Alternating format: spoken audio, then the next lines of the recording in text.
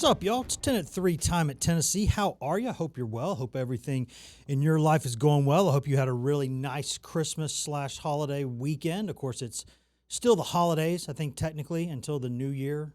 So the Christmas tree's still allowed to be up, all those things. We haven't taken ours down yet. It's weird. I never really know the exact time. I think my mom says a couple weeks. Some people go right after Christmas. Usually some wait till after the new year. We haven't put our stuff up yet, though, over there at Fort Rucker, just a couple miles away here from WBIR 10 News headquarters, where we are just a couple miles away from downtown Knoxville and the University of Tennessee campus, where Tennessee is not playing a football game tomorrow. It's playing a game about 2.5 hours to the west there in Nashville. Got a lot to talk about with that Music City Bowl coming up on Tuesday, which is tomorrow, December 30th. In here with Lord of the Streams, Tom Barclay, who has taken a week off and looks, are you refreshed? I am refreshed. I hope everyone had a Merry Christmas out there. And yeah, I'm ready to tackle this New Year's holiday here. We're going to go in strong here. Yeah, I guess people have seen technically my face on fresh content as of Friday, but you know, we put a couple in the can last week with it being Christmas and all that. So it's weird because it's interesting, Tom, when you go work for a place and they talk about like work, family life is like a thing that exists and that they believe in.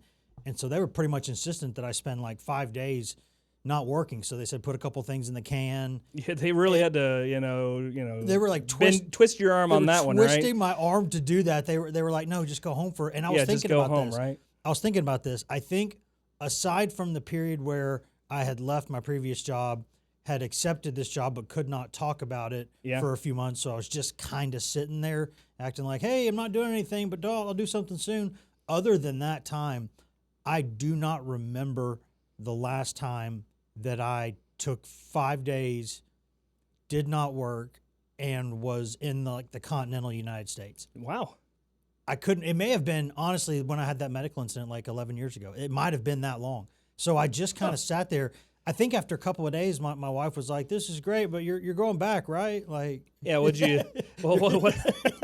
You're going like, hey, you want to go out and pursue a hobby or something? I mean, I don't know. I don't know. I think you got you out the door.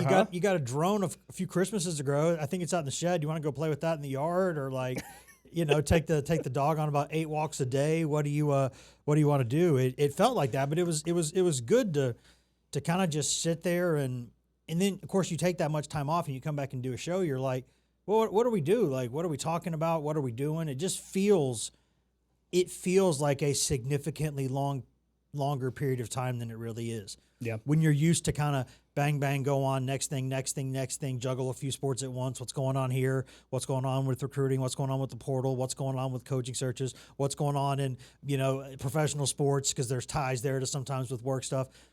There's just a lot of things going on, and you sit there for like, a lot of things have happened.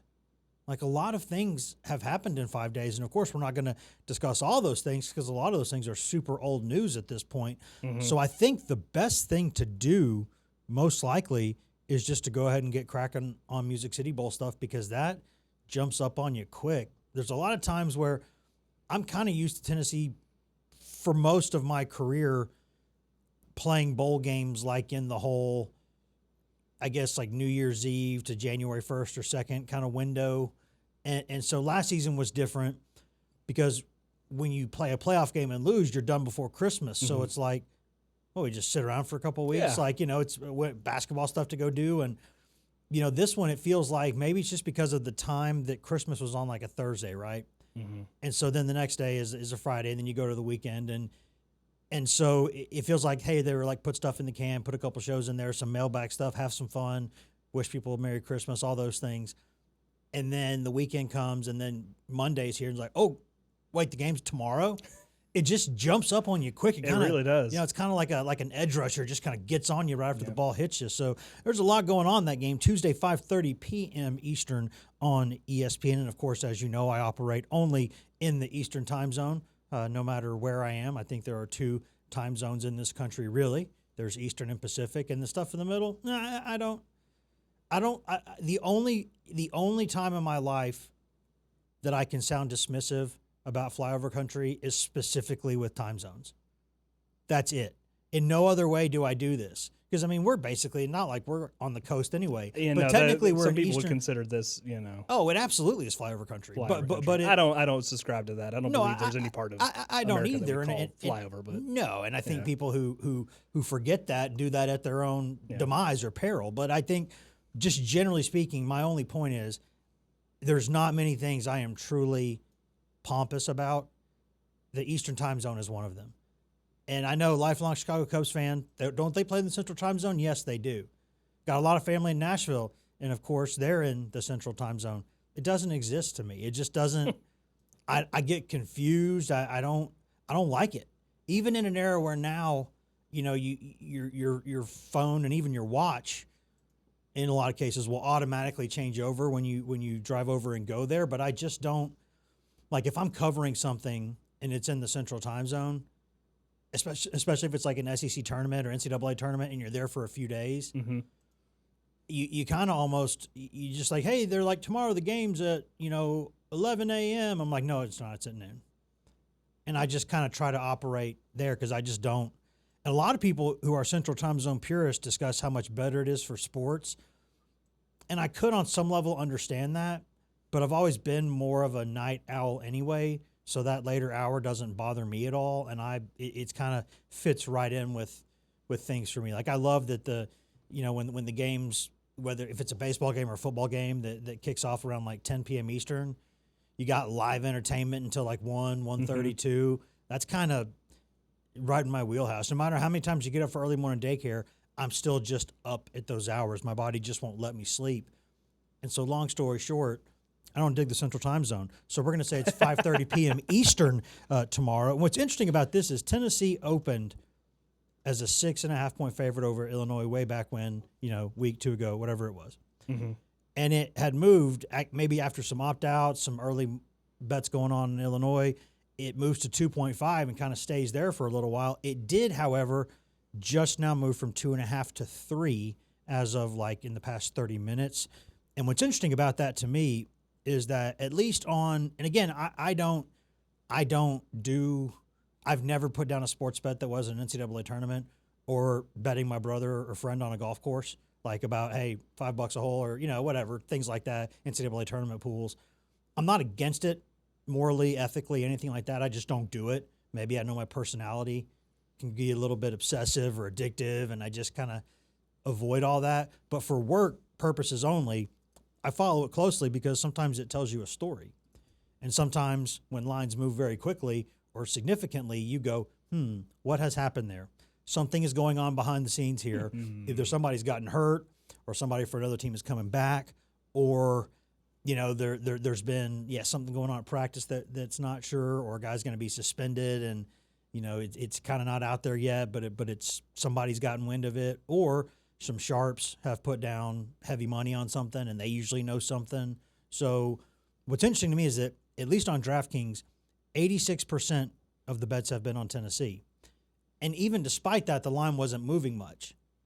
So there's a lot of people who know much more about this than me. But that leads me to start thinking, like, does Vegas feel like they're going to they're just going to have a windfall on this one? Because they're not moving this. All these bets are going this way and they're not moving it. So what's going on there, right? That just seems interesting when you see that large a percentage on one side of it. And again, for like the small percentage of people who are super into this, who also listen to this show, kind of like that probably not large but not small Venn diagram, those people are probably running off the road, punching things, saying, "You idiot, stop talking about this. You don't know anything about this." Well, I think I know what I would say is more than the average person, just when it comes to betting. When it comes to sports, you kind of have to know stuff, except for the past month where I've not called a game correctly to save my life. And we've talked about this. We can just ignore We've talked about this. But so I've not, I know more than, I think, like with sports betting and what it means, more than the average fan. But there's definitely a chunk of people and fans who know more about it than I do, and some of them are even my friends who know more about this than I do. But I find it interesting when there's that many percentage of bets going one way and the line doesn't really move.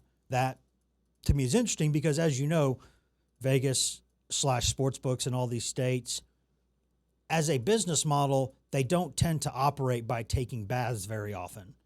They tend to win. They're a business. You don't make money as a business, you don't exist. So they usually know what to do in these situations. They win more than they lose, right? Like card games and things like that, maybe a different story. If you're super smart, you can do things, but like they know and have known for years how to kind of set these lines and what to do with them. Mm-hmm. And so that to me was interesting because we'll talk about all the Tennessee opt-outs here in a minute, and there have been obviously some significant ones. Also a couple for Illinois that are interesting, right? You've got the big edge rusher who's first or second round pick this year, 11 sacks this season. He's not playing in this game. You got their starting left tackle who's graded out at like an 87 or so in Pro Football Focus's grades this year. Their starting left tackle, he's not playing. So they'll have a guy who's starting for the first time in his career at left tackle. Interesting. And they got a safety, one of their leading tacklers, one of their key leaders on defense. He's had a surgery that he could have had after this game, but he had it before this game to kind of either get ready for the NFL or come back to school if that's what he wants to do. And so those are three pretty key guys for Illinois that are out. And then you've had other guys who aren't playing a lot, who want to transfer, those things. And Bielema can be a little bit cagey about injury stuff too. I don't know if he's as cagey as Josh Heupel, but he's pretty cagey about stuff. Just kind of Big Ten, there's a lot of program. When you kind of grow up in that environment, you've been in the Big Ten and you've coached in the SEC, your guard stays up. You're a little paranoid. That's just kind of how things are. And so they could have more.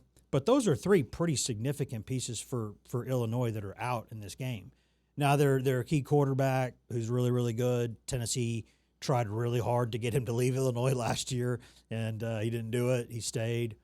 They tried hard, though. They were going to pay him, from what I understand, a good bit of money NIL-wise. After Nico went, they hit the oblique button, and then we're kind of looking around. They ended up with Joey Aguilar, so they didn't do bad.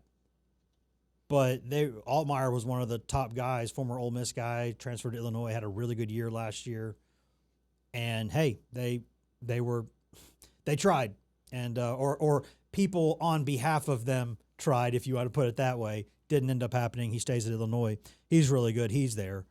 But Illinois doesn't really have what I would say a great win this year. It's beaten USC at the Horn, 34-32. It did early in the season kind of wallop on Duke, which wasn't great, but did rally kind of back into the ACC championship game and then win it. So not a bad football team, just not really meh. And then against the four best teams, I think maybe on their schedule, they weren't that competitive and lost. Indiana beat the brakes off of them. They weren't really competitive against Ohio State, weren't really competitive against Washington or even Wisconsin, which is not a great team. So this year anyway. So there's not – they're a solid team. So I see why Tennessee would be favored here. But you start looking at some of these Tennessee opt-outs, that changes things. It just does. I mean, if you at any point in this season, said Tennessee was going into a game without, Jamal McCoy, Ricky Gibson, and also without Arion Carter, Chris Brazzell II, Josh Josephs, and Colton Hood, I would say that's horrifically bad news for Tennessee. Those are a handful of guys. I don't know if I'd call them completely irreplaceable, because obviously even McCoy and Gibson were replaceable because you got Colton Hood coming in, and he's going to be a first-round draft pick maybe this year, and he's leaving pro early. So, and then, Ty Redmond, the freshman, becomes a solid player by the end of the year. Freshman on, all SEC, maybe freshman All-American some places. We'll see. But you don't want to say irreplaceable, but pretty close. Josh Josephs may be replaceable only in the sense that you've got a lot of other really good edge guys. You got West and Bailey who can still play out there. You've obviously got, Caleb Herring.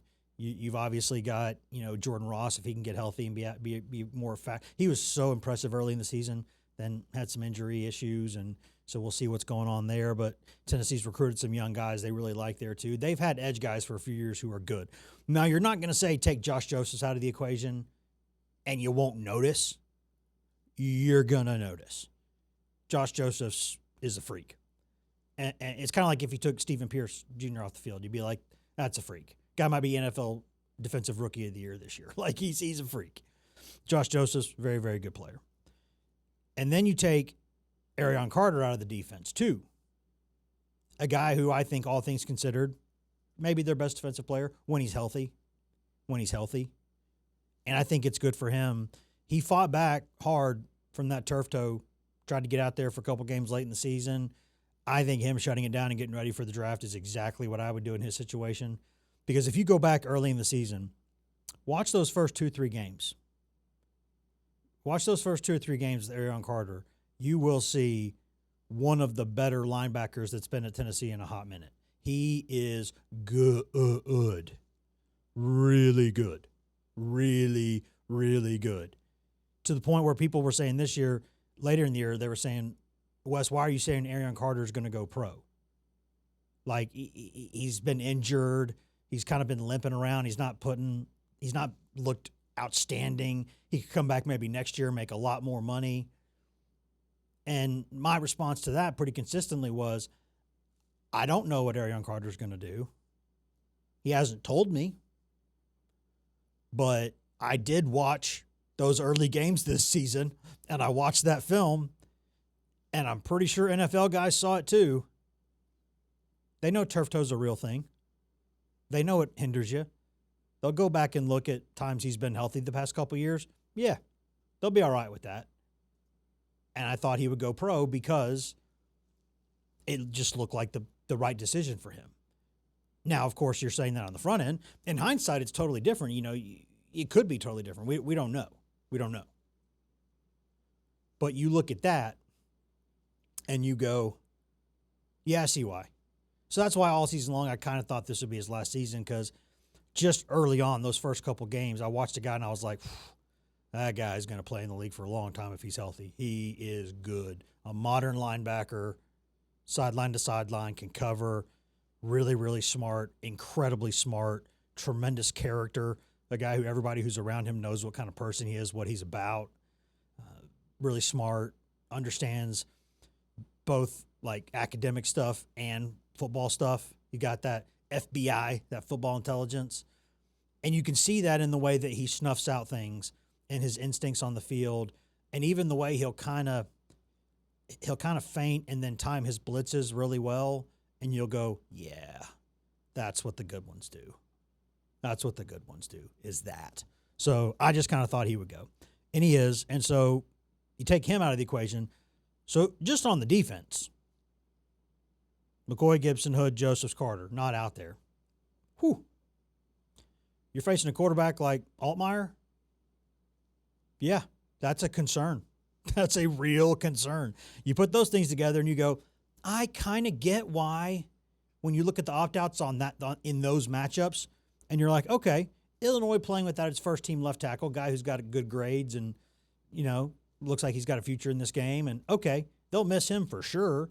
They're starting a new guy, first time at Illinois that he'll be a starter this year, transfer from Idaho. The Idaho Vandals. What's up, Vandals? In Moscow, Idaho, by the way. That always makes me laugh. The Moscow, Idaho Vandals, who used to play and maybe still do in a really, really small-looking dome stadium. Because if you've ever been up to that part of the country in the winter, you'd want to play inside too.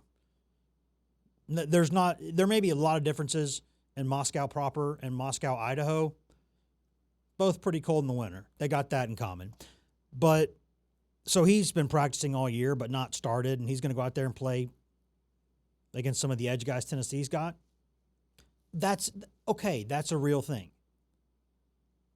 But then you look at the Tennessee's opt-outs on defense and injured guys, and you go, that's a lot. You're talking premium players at all three levels of the defense. There are three levels in a defense, right? No matter how you do it. You go 4-3, you go 3-4, you go 3-3-5, you go 4-2-5.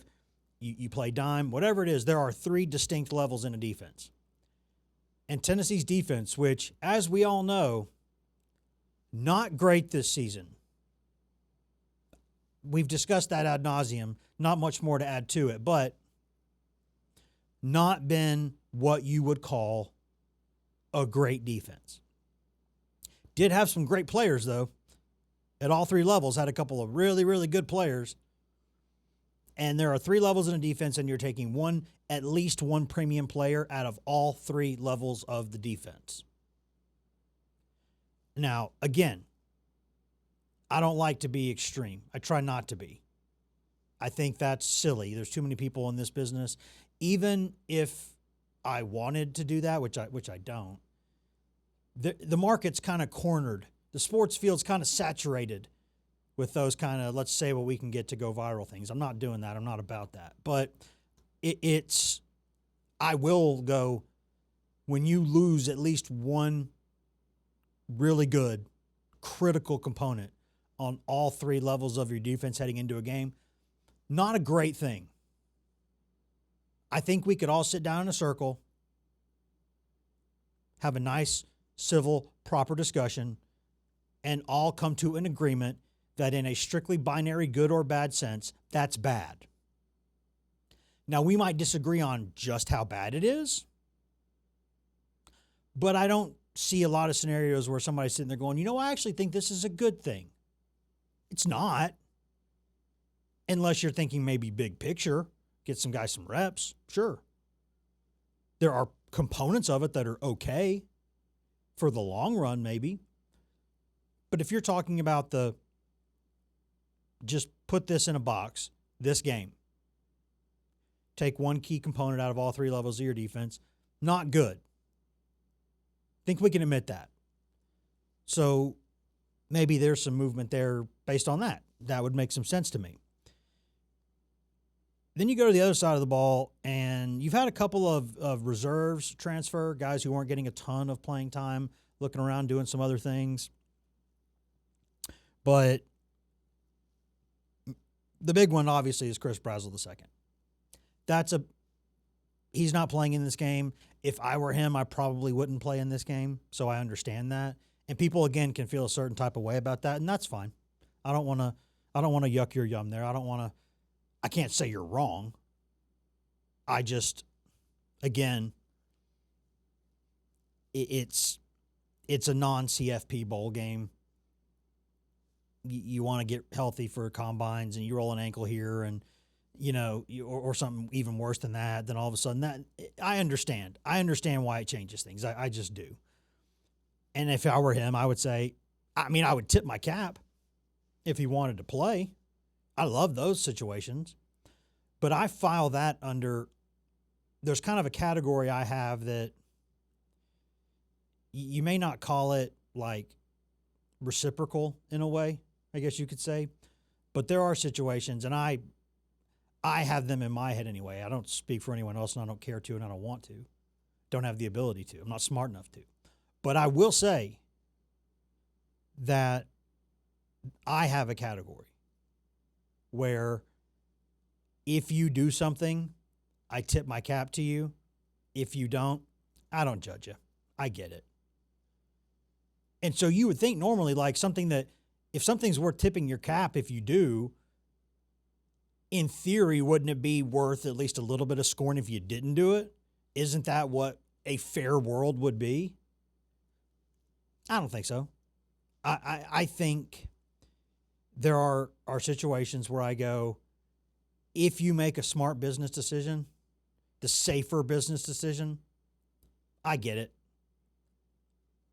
But if you want to take a bet on yourself that you'll stay healthy and that you'll play well and that you'll help your stock even more and you'll not get hurt in the process, then I tip my cap to you.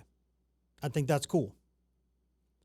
But I'm not going to sit here. Now, if a guy takes his ball and goes home for like a playoff game, yeah, that's scorn, buddy. That's scorn. All right. I'm not about that action. But I think if you look at this from the point of view of if this were one of your kids, what would you tell them to do? If this were your own decision, and you might say, I'm a Tennessee fan for life. This means more to me than the NFL ever could. Okay, that's fine. But would your story be that way with a really large check thrown in your face potentially? I don't know. And you'll say, hey, these NIL guys they're paid to go out there and play. They are.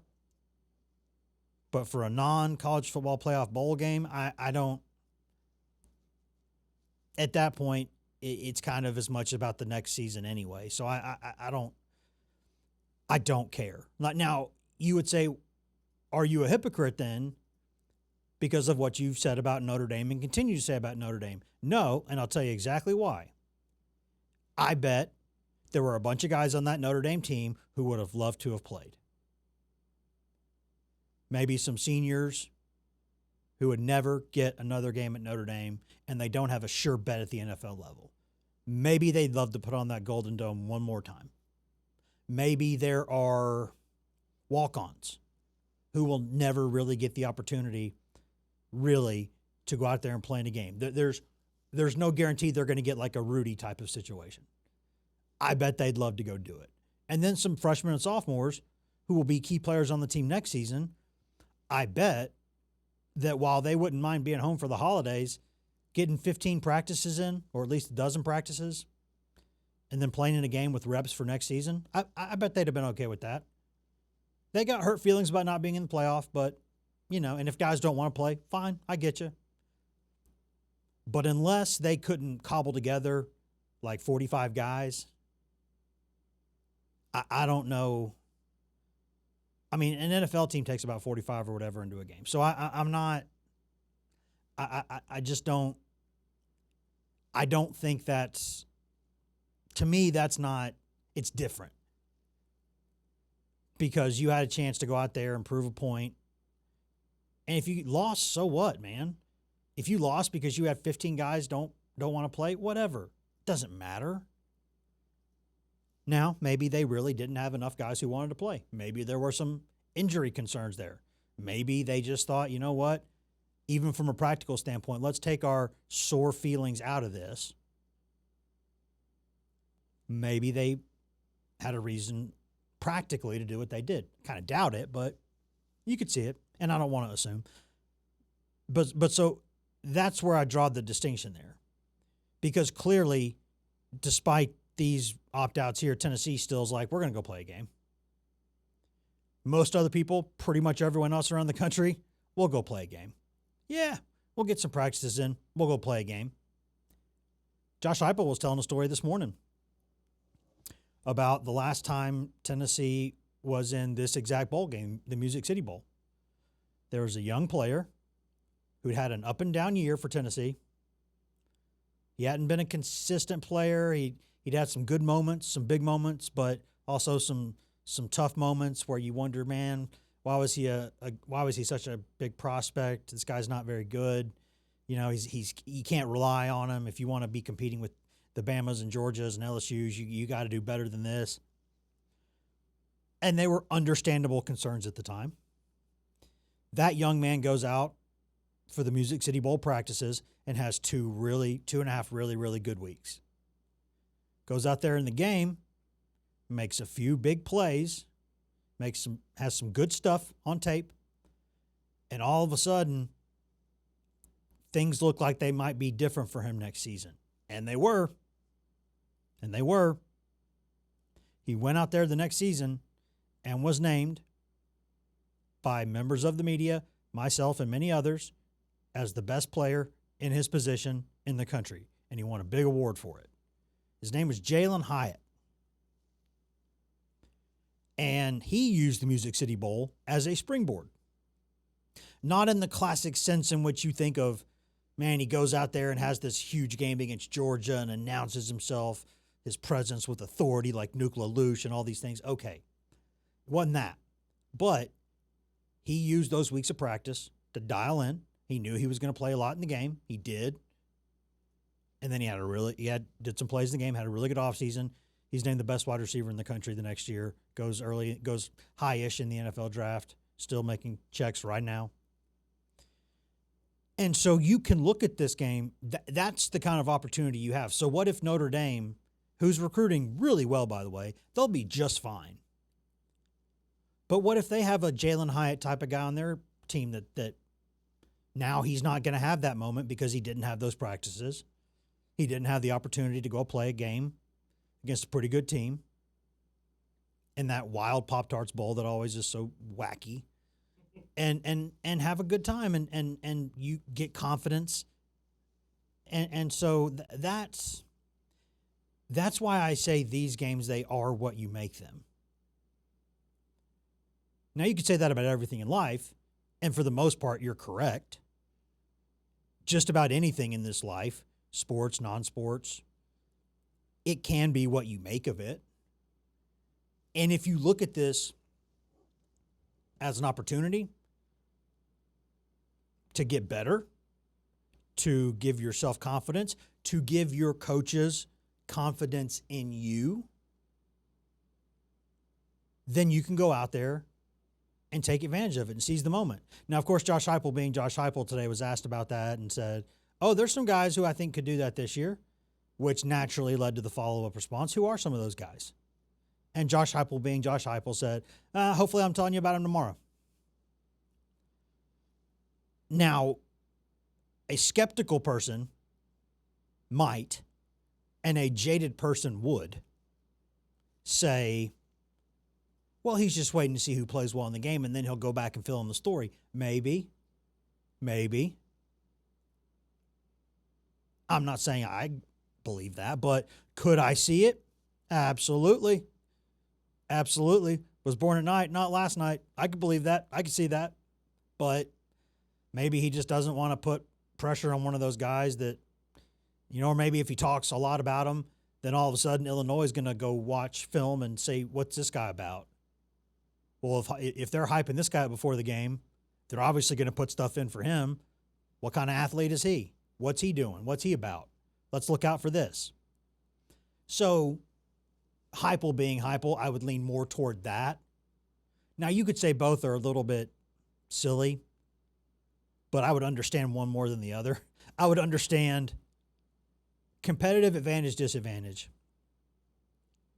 While I do think that coaches go silly with that stuff, and they do, I understand a lot of it. And I understand why they always err on the side of, I won't say anything. And as someone who was a reporter, now kind of a columnist or opinion driver or stater of opinion or whatever it is that you call it that I do, BS probably, but but still report some too. Even from this side of the fence, I understand, and I do try to respect competitive advantage, disadvantage. If it usually, there's situations where you got to write something or you got to say something. That's just us doing our jobs. There's also times where you go, you know what? Is this that big of a deal? Is this such a big deal that it is worth putting it out there into the world 24 hours early and potentially put your thumb on the scales for a play or two in a game? I'm not comfortable with that.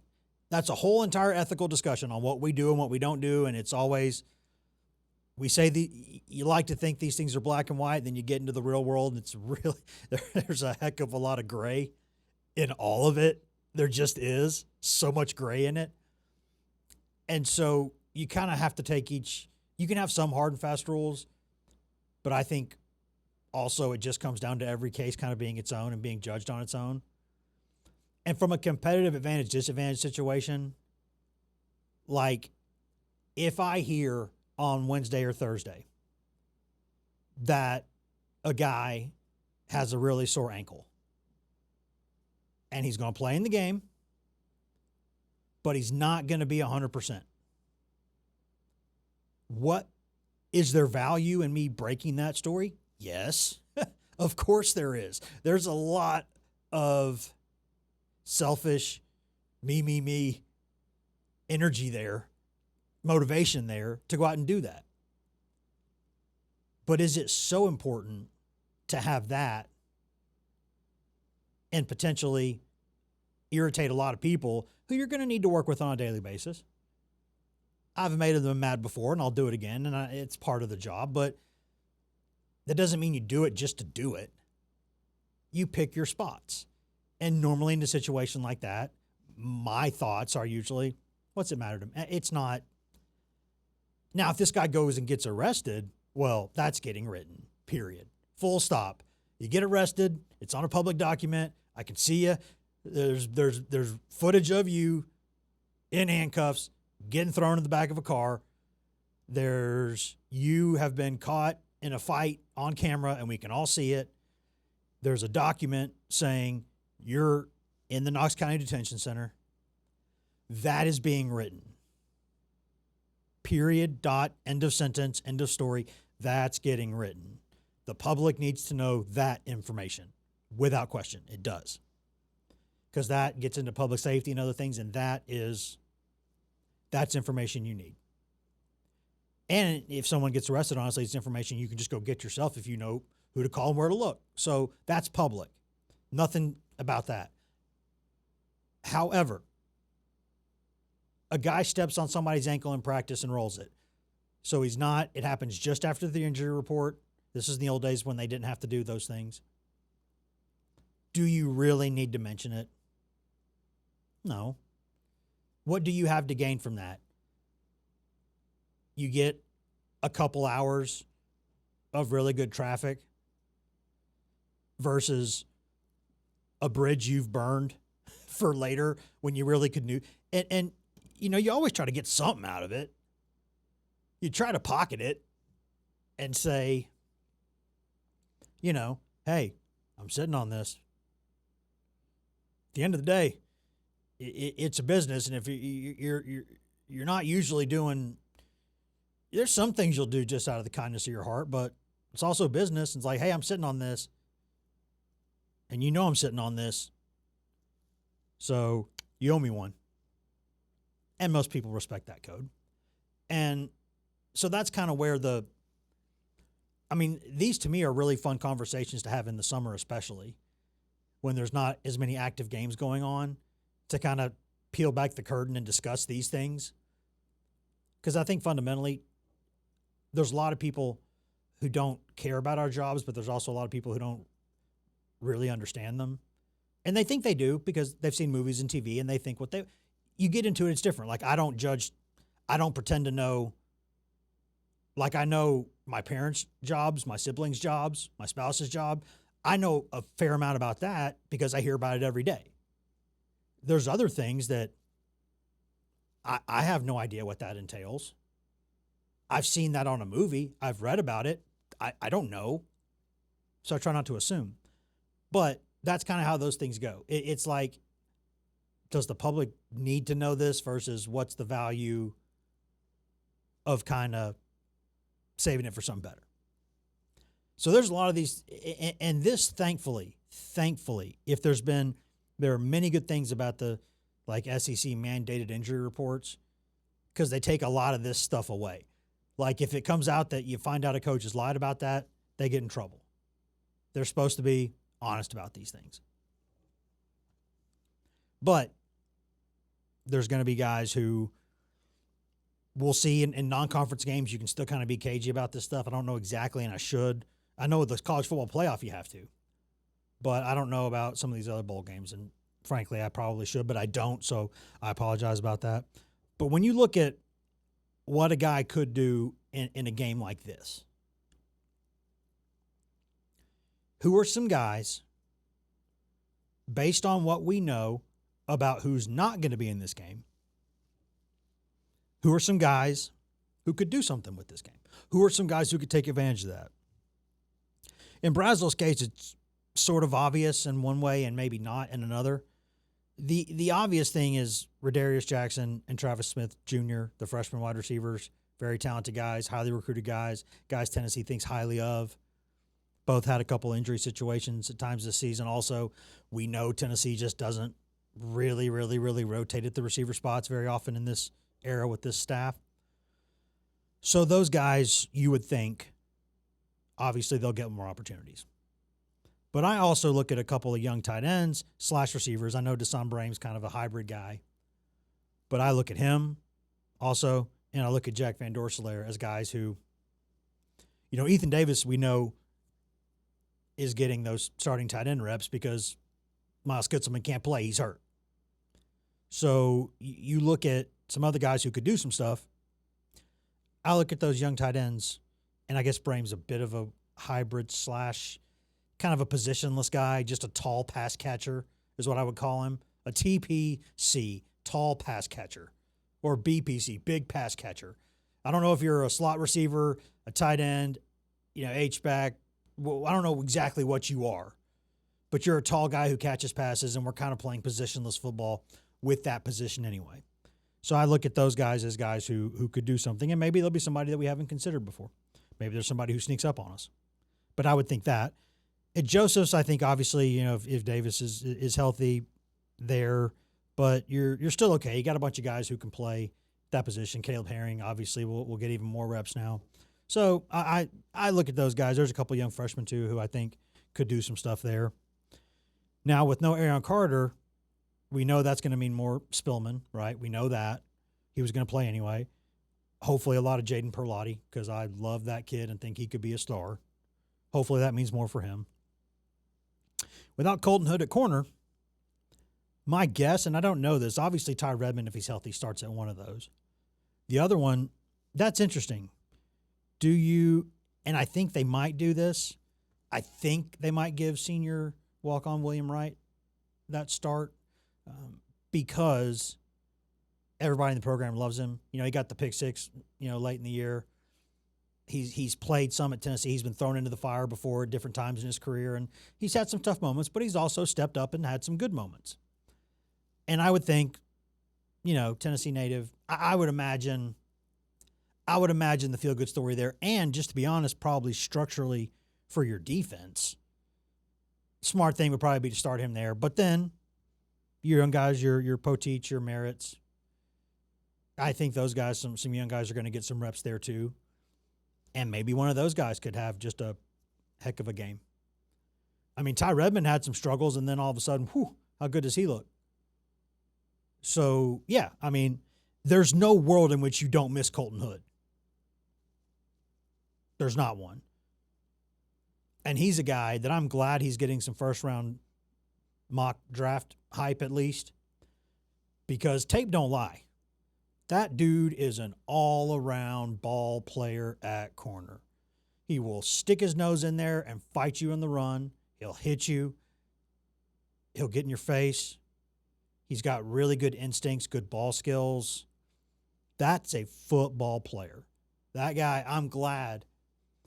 I mean, corner is just an absurdly hard position to play. To play it well, even harder than that. He's really good. There's no guarantee at the next level. There never is, but that's a ball player, I think.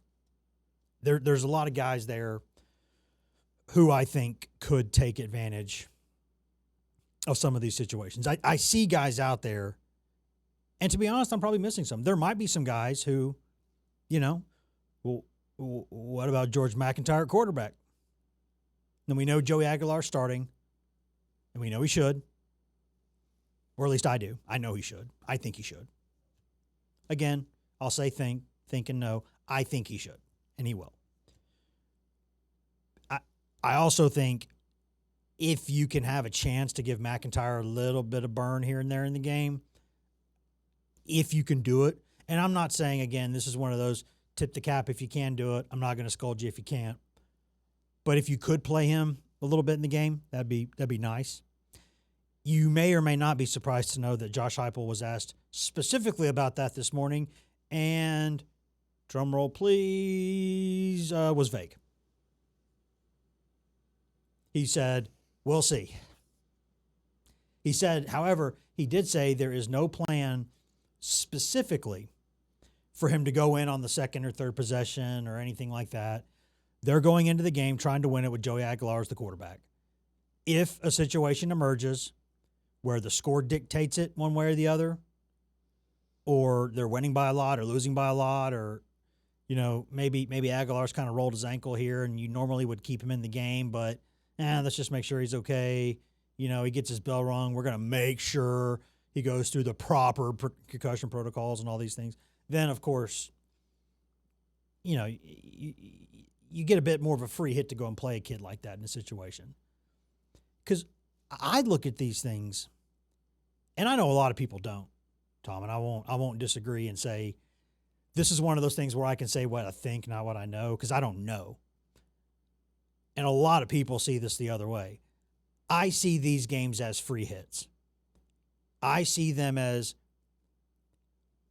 and again, some people who are actual hardcore Tennessee fans will obviously disagree with me on that. This will be the last Tennessee football game they see against a team not named Tennessee for like 9 months.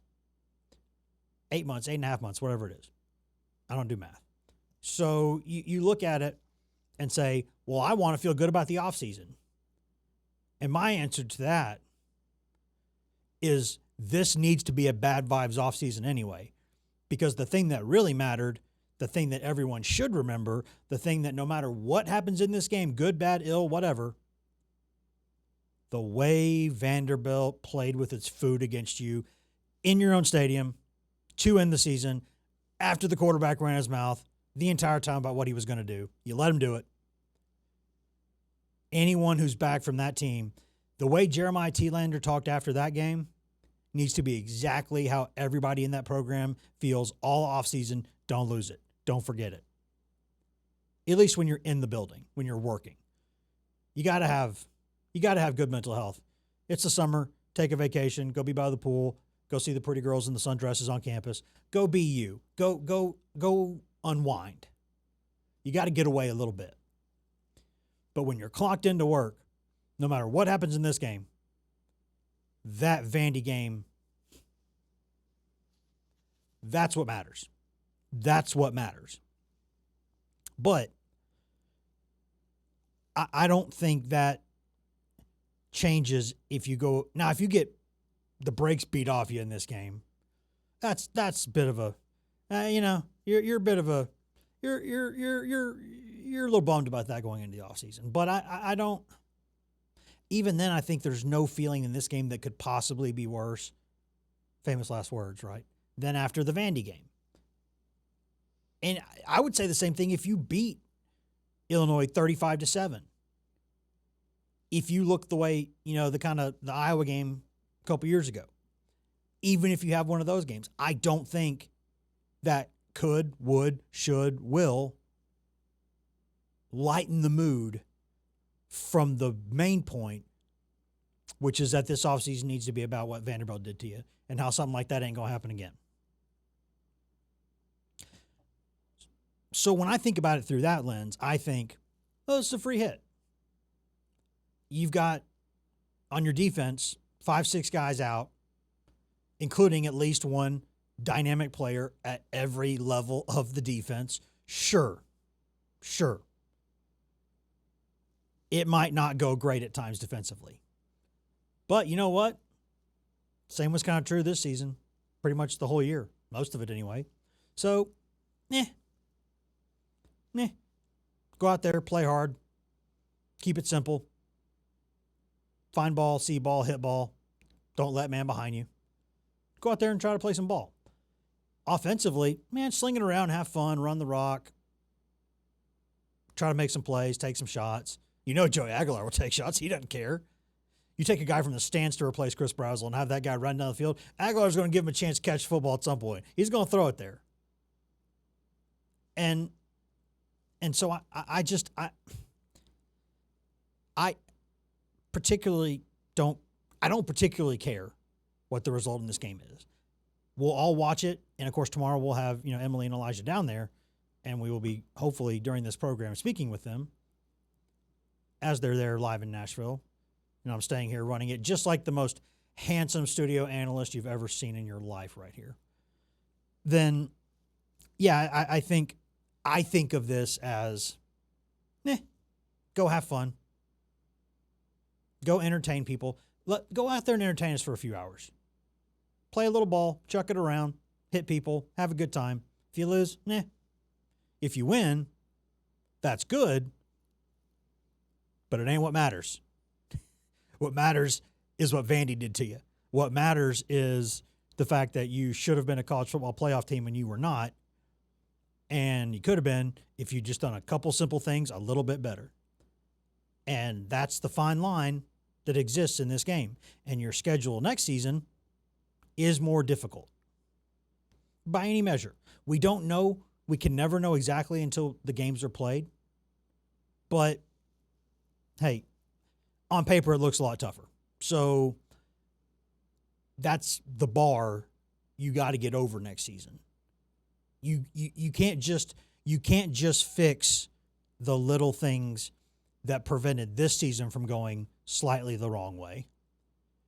You have to erase those things and just get better. So you got to fix what you did wrong, and you got to get better, or else you're not going to be in the playoff next season. That's just it. You could be significantly better next season and still not be in the playoff. So if you're not significantly better, you absolutely will not be in the playoff. And hey, you go out there and buy Jim Knowles as your coordinator. You got some money to flash in the portal. You bring in another top 10 class. Some say top 5-ish class. Hey, I'm the other schools are trying too. They're bringing in good classes too. They got good money too. And some of them were better than you were this year. So, yeah, I'm not going to say that you just go out there and do your job and you'll be fine. No, that was the case this season. If you'd just gone out there and done your job and executed this season, you'd have been in the playoff. Now, you would have been not going very far in the playoff because I think there's a couple teams that are just better than everybody. And if you'd run into them, they'd have housed you probably. But you'd have still been in the thing again, which is great. So there's no guarantee that if you just go out there and do your job next season that you'll be in the playoff. There is a guarantee that if you don't, you won't. And even if you go win this game, even if you win it, remember Vandy. That's your new Alamo. Remember the doors. Remember Vandy. Remember that feeling. Bottle it up. Put it, first thing you get up in the morning, it's on the mirror above your chest of drawers, and it's on the mirror there when you're shaving or brushing your teeth or whatever you're doing in the morning. Get out of the shower, boom, it's right there. Have your phone set a reminder twice a day at the same time every day, and it beeps at you and just goes, hey, remember Vandy. Remember that feeling. Don't lose it. Because that people talk about finding their why. That's a pretty good why. So you got to go get better anyway, no matter what you do in this game. So what I'm saying is I'm not getting too low if this game is lost, even if it's lost by double digits. Now, if it's a house call, then that's bad. If you're beat them down, that's bad. But even then, And I'm also not getting out in front of the skis if they win this game, even comfortably. Because it does not, win or loss in this game, changes nothing at all about the lessons needed to be learned from this season. Not one bit. Not one bit. So it's a free hit. Go out there and have a good time. Try to get some good vibes going with the win. But even if you win, and I suspect Josh Heupel feels this way, there's a reason why he doesn't get too high or low. I think that's, for the most part, the right mindset to have. Because no matter what happens in this game, it ain't the point. It ain't the point. The point is, could have been in the playoffs and you weren't. And the point is, even if you just done your job this season, you still needed to get better to get where you want to be next season. And I'm not saying that, and I'm not being negative here. I'm just saying, and I'm not saying this game doesn't matter. But I am saying it kind of doesn't matter. It kind of doesn't matter. So just go out there, have a good time. Right before we get out of here, just very quickly, there is a tiny bit of basketball recruiting news, although I don't think it pertains to Tennessee necessarily. One of the best, arguably the best point guard prospect in the country, Deron Ridley Jr. He's got Tennessee in his top 5, and he's announcing on Tuesday. I don't think Tennessee's really, really, really in that picture, though. I think that's either Duke or NC State, just based on what I've heard. Now, obviously, that could change. But I don't see that being the issue. And the Tennessee's got another basketball game tomorrow. But we have more time later in the week to discuss that because guess what's coming Saturday? Start of SEC basketball play. That's pretty exciting. Hey, no matter what happens tomorrow with Tennessee football, basketball team playing right there at the end of that football game, kind of they'll overlap a little bit. And then it's SEC basketball time in Tennessee. So that's exciting. And then before too long, really just 6 weeks or so, whatever it is, baseball time in Tennessee. 7 weeks, I guess, baseball time in Tennessee. And if you missed it, go back. We talked with Josh Elander last week and had a good time with that. So we'll have more stuff coming up on that with the season approaching as well. But right now, at least the next couple of days, mostly about football, mostly about kind of putting a bow on this thing. And we will see tomorrow just kind of what that bow looks like. But I urge you, don't overthink it. Don't overthink it. Not that big a deal. Vandy was the big deal. And if you forget that, we'll try to remind you again here in about 23 hours, and we'll see you then.